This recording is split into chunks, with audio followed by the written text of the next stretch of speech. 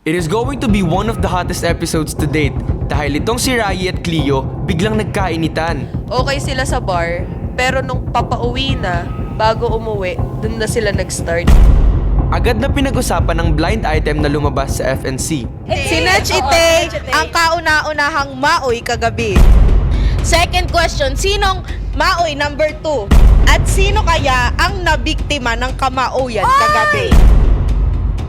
Sino nga ba ang kanilang tinutukoy? Tsaka titirahin mo siya ng di ka niya inaano. Talagang magkikilaiti sa'yo yan.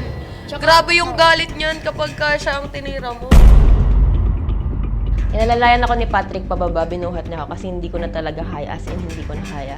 Ano yun, bigla mo na lang ma-open yung galit mo na to na dahil lang sa live? Galit na galit ka ng dahil lang sa live? Siyempre, once, twice, pagbibigyan mo, pero pag lagi mo kasi nakikita, nakakainis na rin talaga. Tapos anong dadahilan mo? Ang dami mong nireklamo eh. Ang dami mong parang sobrang desperado mong maghanap ng butas sa akin.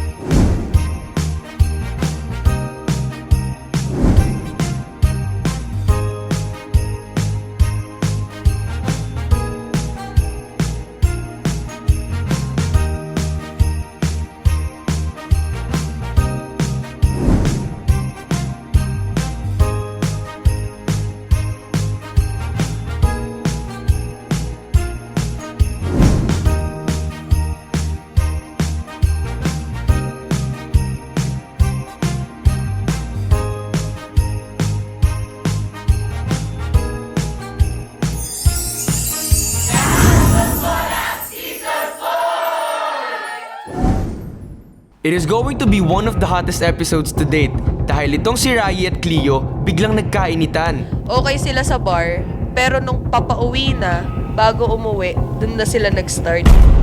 Ano nga ba ang tunay na kwento? Yan ang ating aalamin in today's episode. Kaya naman, samahan niyo ako, si Race, in today's video.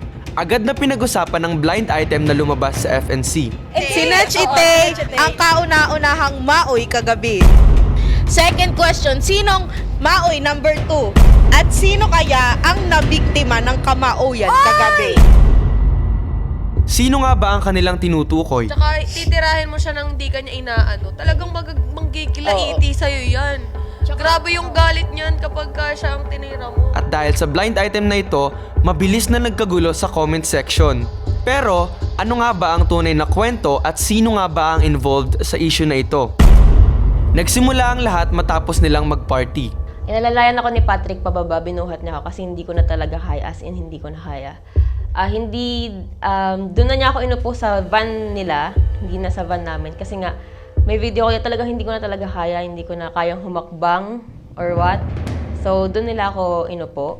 Pumasok si Cleo na dun sa van. So, nandun na siya sa van namin. Nadagdag siya. And si Belle.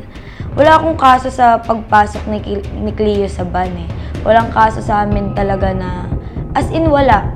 Wala akong maisip na talagang, alo, ba't to nandito? Baka ganyan-ganyan. Walang ganun eh. Kasi sobrang okay namin sa loob eh. Tapos, syempre pag lasing ka, medyo irritable ka na, yung gusto mo nang magpahinga ganyan. Naiingayan ako kay Rai, kaya sinabi ko rin sa kanya na, doon nag-start na parang sinabi ko sa kanya na, bad trip ako sa'yo. Tapos ayun, nagkakaingay-ingay sa van, ganyan-ganyan. Kasi masaya, syempre, after party, masaya, uuwi na, ganyan-ganyan. Tapos bigla siyang nagmaoy na siya. Nag-start na siya na, di, nainis ako kay Rai, di, nainis ako sa'yo, bad trip ako sa'yo, ganyan-ganyan siya. Ayun, syempre, magkakasagutan talaga kasi hindi naman kami sober pareho. Kahit sabihin mong ako yung lasing na lasing, may halo pa rin siyang alak. So, ang tendency, walang maayos sa pag-uusap na mangyayari talaga sa aming dalawa. Kaya nagkaroon ng tension. Sabi ko, bakit ka bad trip sa akin, ganyan-ganyan. Tapos tinatanong ko siya, wala siyang masabi kung bakit siya bad trip sa akin. Nung una, wala siyang masabi. Sabi ko ganyan, kaya mo ba ako sinetom kasi bad trip ka sa akin, ganyan-ganyan. Tapos, tinatanong ko yung dahilan niya, wala ganyan-ganyan. Tapos bigla niya na lang inopen na, nagla-live ka kasi sa room nagla-live ka kasi sa room eh, gumanon siya. Kasi lagi ko parang na-unfairan lang kasi ako sa part na, syempre may rules tayo dito eh. madalas ko siyang nakikita na nagla-live sa kwarto or lumalampas sa oras ng tamang timeline talaga. So, syempre, kapag yung maliliit na bagay, nag-file up siya, nakakainis na rin talaga eh. Kasi, kumbaga, kami dito na nagla-live sa Kumu Room, hirap na hirap kami 1 a.m. to 2 a.m.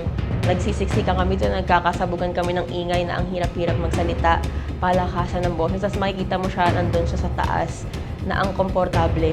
Syempre, once, twice, pagbibigyan mo. Pero pag lagi mo kasi nakikita, nakakainis na rin talaga. Ganun yung sinabi niya. Nung time na yun, hindi niya pa sinabi yun sa oras. Mahilig kang mag-live sa room. Eh di ako, sabi ko, ha?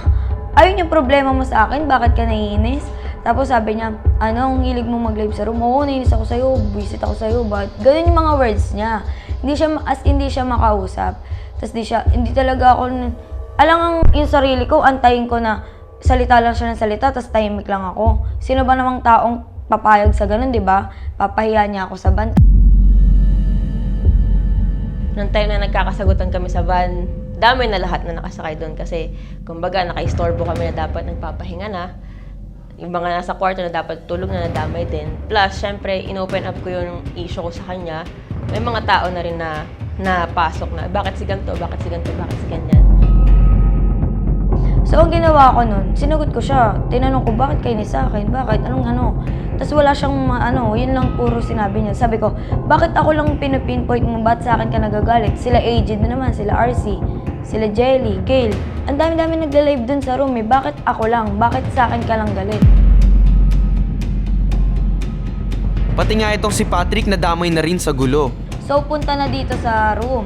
Biglang nag-chat si Patrick. Basta yung chat ni Patrick doon na parang inaako niya yung kasalanan na siya na lang daw tikitan. Bakit siya nakikisali tapos ganun yung niya? Tapos biglang sabi ko, di ba, ba't ka naman makikisali ng ganun? Eh, di palang tinotolerate mo yung ginawa ng tropa mo.